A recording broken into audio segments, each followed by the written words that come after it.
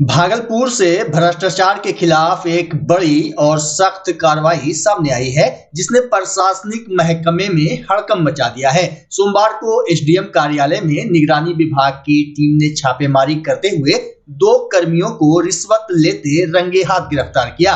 पकड़े गए आरोपियों में लिपिक मयंक कुमार और स्टेनो प्रेम कुमार शामिल है। प्राप्त जानकारी के अनुसार नाथनगर आपूर्ति कार्यालय में कार्यरत अभिजीत कुमार से सेवा संपुष्टि के नाम पर 70,000 रुपये की रिश्वत मांगी गई थी।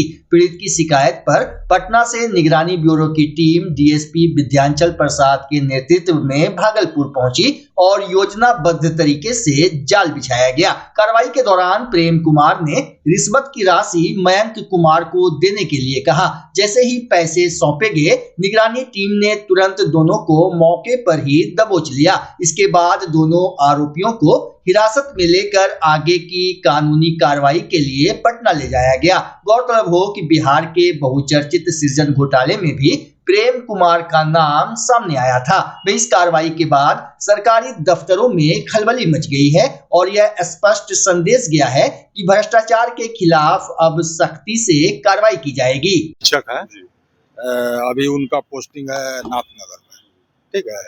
उनका जो है सेवा संपुष्टि के लिए मामला लंबित था, उसके लिए आवेदन वगैरह दिए थे, नहीं हो रहा था, ठीक है। तो इन लोगों से संपर्क किए तो कहा लोग कि 70,000 1 महीना का वेतन, मतलब कि 70,000 रुपया लगेगा तब जाके होगा। तो वो जो है आवेदन दिए, निगरानी में आवेदन दिए और आवेदन के बाद सत्यापन हुआ। सत्यापन ये चंदन किए थे पंकज कुमार, सत्यापन में मामला सही पाया गया। उसके बाद जो है कांड दर्ज हुआ और कांड दर्ज होने के बाद धावा दल टीम का गठन हुआ, जिसमें मुझे धावा दल प्रभारी बनाया गया। मैं विंध्याचल प्रसाद पुलिस उपाधीक्षक, ठीक है, और ये सब इंस्पेक्टर है और 7-9 आदमी का टीम बनाया गया। हम लोग आए हुए हैं, ठीक है। और आज जो है पैसा लेते हुए कार्यालय से मयंक कुमार को पकड़ा गया और वो जो है एक मयंक कुमार लिपिक है और प्रेम कुमार है स्टोनो। वो 50,000 रुपया का डिमांड था उनका, तो वो बोले हमारा पैसा भी दे दो, मयंक को दे दो, वो टिप में है, ठीक है। बस यही बात है। उसके बाद पकड़ा गया और सब प्रक्रिया किया जा रहा है। विंध्याचल प्रसाद पुलिस उपाधीक्षक, निगरानी अन्वेषण ब्यूरो, पटना। भ्रष्टाचार के खिलाफ कार्रवाई करते हुए निगरानी अन्वेषण ब्यूरो ने बड़ी सफलता हासिल की है। वैशाली जिले के पातेपुर थाना में तैनात दारोगा अखिलेश प्रसाद सिंह को 15,000 रुपये रिश्वत लेते रंगे हाथ गिरफ्तार किया गया। डीएसपी सत्येंद्र राम ने बताया कि परिवादी चंदन कुमार की शिकायत पर जांच की गई, जिसमें केस डायरी लिखने और मामला रफा दफा करने के बदले घूस मांगने की पुष्टि हुई। इसके बाद 10 सदस्यीय टीम गठित कर जाल बिछाया गया। सोमवार को जैसे ही आरोपी ने रिश्वत ली, टीम ने मौके पर ही एसआई को दबोच लिया। गिरफ्तारी के बाद कागजी प्रक्रिया पूरी कर आरोपी को पटना की विशेष अदालत में पेश किया जाएगा। इस कार्रवाई से पुलिस महकमे में हड़कंप मच गया। चंदन कुमार परिवादी थे, उनके द्वारा निगरानी थाने में एक आवेदन दिया गया था कि पातेपुर थाना कांड संख्या 8426 एवं 8526 काउंटर केस दर्ज हुआ था। इसमें एक परिवादी थे 84 के, उनका मार के सर और फोड़ दिया गया था। इस केस के अनुसंधानकर्ता उन्हीं अखिलेश सिंह थे, जो इस केस पुअनी थे और इसमें जो है कि डायरी लिखने के एवज में 15,000 रुपया रिश्वत की राशि मांग किए थे, जिसका सत्यापन कराया गया था। सत्यापन में सही पाया गया। आज इनको जो है 15,000 रुपया रिश्वत लेते हुए पकड़ा गया है और आगे कार्रवाई की जाएगी। परिचय देते हैं और सत्येंद्र राम, पुलिस उपाधीक्षक, निगरानी अन्वेषण ब्यूरो, पटना। भागलपुर के नाथनगर से जुड़े चर्चित मामले में विधायक मिथुन यादव ने अपने ऊपर लगे सभी आरोपों को सिरे से खारिज कर दिया है। उन्होंने कहा कि जबरन जमीन बिकवाने और मारपीट कराने के आरोप पूरी तरह निराधार हैं। विधायक ने बताया कि घटना वाले दिन वे मुंगेर जा रहे थे, तभी रास्ते में गोली चलने की आवाज सुनकर मौके पर पहुंचे। वहां स्थिति तनावपूर्ण थी, इसलिए एक व्यक्ति को बचाकर अपनी गाड़ी से सुरक्षित स्थान तक पहुंचाया गया और तुरंत प्रशासन को सूचना दी गई। मिथुन यादव ने आरोप लगाने वाली महिला पर भी सवाल उठाते हुए कहा कि वह अपने पति को बचाने के लिए गलत आरोप लगा रही है। देखिए, वीडियो का जो भी कहानी है, जिस तरह से महिला आरोप लगा रही है, महिला से कोई मतलब इसमें है ही नहीं, कोई लेना देना ही नहीं है।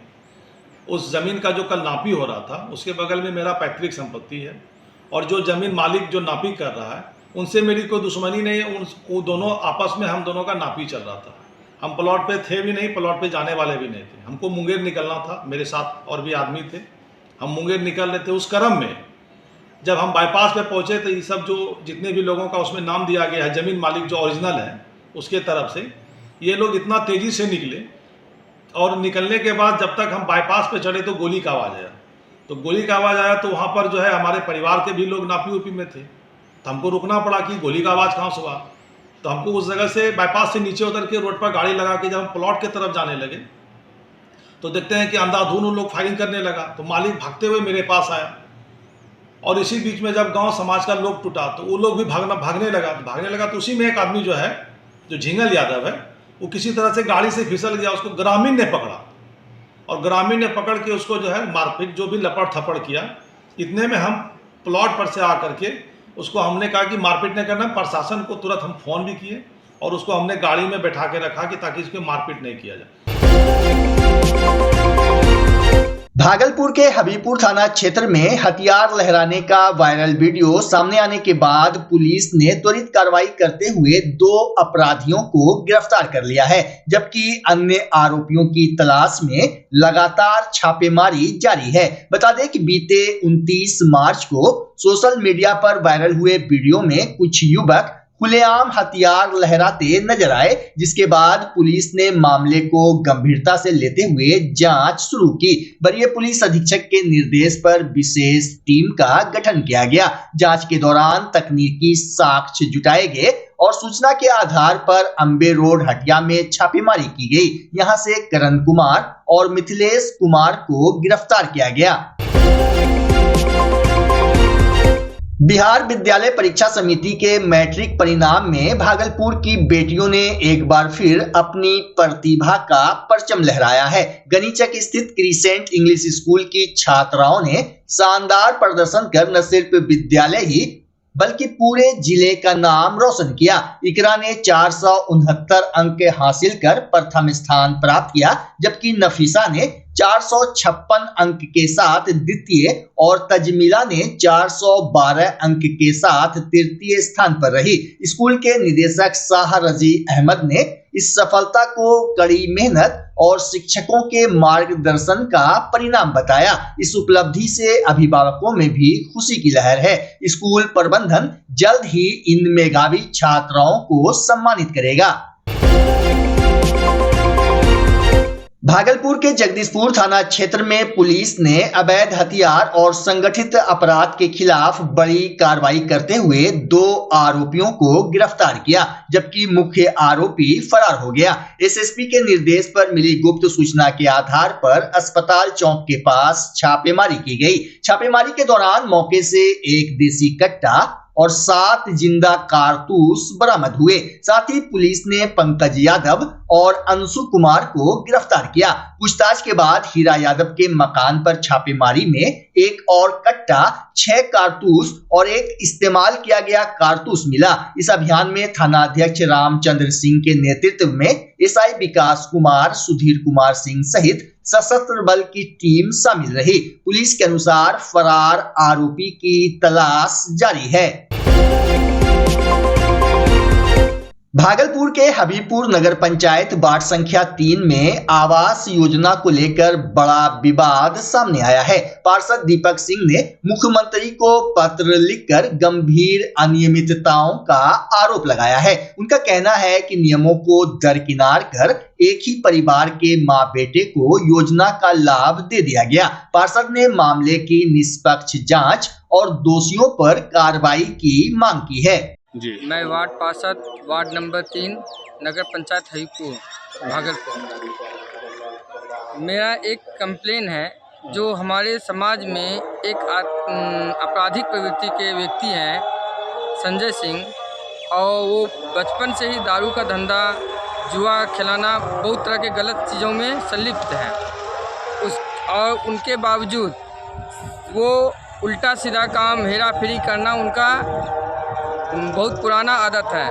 उनको आवास योजना के नाम पे उसको पास हुआ जो इंदिरा आवास, उन्होंने एक ही घर में 3 इंदिरा आवास ले लिया है, जिनका कि एक तो संजय सिंह खुद अपने नाम से लिए हैं और जो आपराधिक प्रवृत्ति के व्यक्ति हैं, दूसरा शोभा देवी जो पूर्व पार्षद रह चुकी है, लेकिन वो पार्षद रहते हुए सब चीज़ जानकारी उनके कैसे क्या करना उनको जानकारी रहते हुए उन्होंने गलत चीज़ उपयोग किया।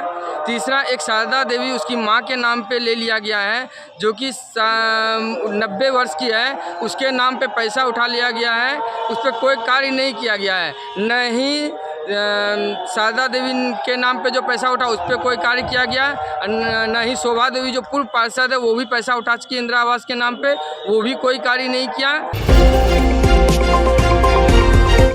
बच्चा जब जन्म लेता है तो कई बार बच्चा तुरंत नहीं रोता है, रोने में देर हो जाता है। ऐसे में बच्चा क्षतिग्रस्त हो जाता है और उसके बचने की संभावना कम हो जाती है, और यदि बचा तो भविष्य में उसमें विकलांगता की समस्या आती है, जिसे सीपी कहते हैं, जिसका कोई माकूल इलाज नहीं है और ज़िंदगी भर बच्चा विकलांगता से जूझ सकता है। ऐसे में पूरे संसार में कूलिंग थेरेपी का सहारा लिया जाता है।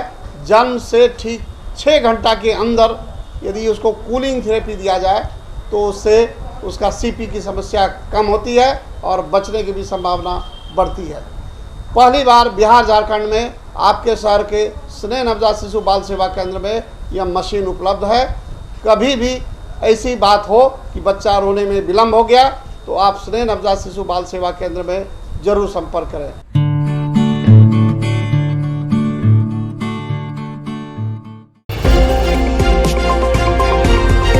बिहार पुलिस मुख्यालय के निर्देश पर चलाए जा रहे ऑपरेशन मुस्कान के तहत वैशाली पुलिस ने एक बार फिर सराहनीय कार्य किया है। सोमवार को पुलिस ने 165 गुम और चोरी हुए मोबाइल फोन को बरामद कर उनके वास्तविक मालिकों को सौंप दिया।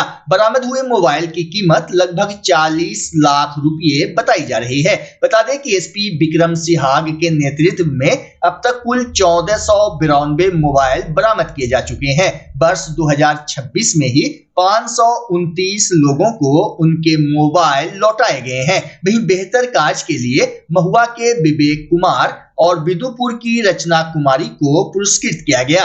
जैसे कि आप सभी लोग जानते हैं कि लगातार बिहार पुलिस मुख्यालय के निर्देश पे जो है ऑपरेशन मुस्कान का जो है कार्यक्रम चलाया जा रहा है, जिसके तहत जो भी नागरिक हैं उनका मोबाइल अगर खो जाता है या फिर गुम हो जाता है या फिर कहीं चोरी हो जाता है तो उसको हम लोग एक पोर्टल है CEIR पोर्टल, उस पर जो है हम लोग पहले उस नंबर को जो है ब्लॉक करते हैं। उसके पश्चात जो है ताकि उसका कोई मिसयूज़ ना हो सके, उसके पश्चात हम लोग लगातार उसको ट्रैक करते रहते हैं और जैसे ही वो मोबाइल जो है हम लोगों को मिलता है तो फिर बाद में हम लोग सभी को कलेक्ट करके एक साथ जो है आम जो नागरिक हैं उनको वापस करते हैं। इसका मुख्य उद्देश्य जो है आम नागरिकों के साथ बेहतर समन्वय स्थापित करना तथा जो पुलिस की तरफ से जो भी सेवाएं हैं फ्री ऑफ कॉस्ट उसको जो है प्रोवाइड जो है हम नागरिकों को करना है। इसी अभियान के तहत लगातार जो है पिछले 1.5 वर्ष से ये अभियान चल रहा है। इसमें पिछले 2 महीने से भी हम लोग लगातार मोबाइल डिस्ट्रीब्यूट कर रहे हैं और इसी परंपरा को आगे रखते हुए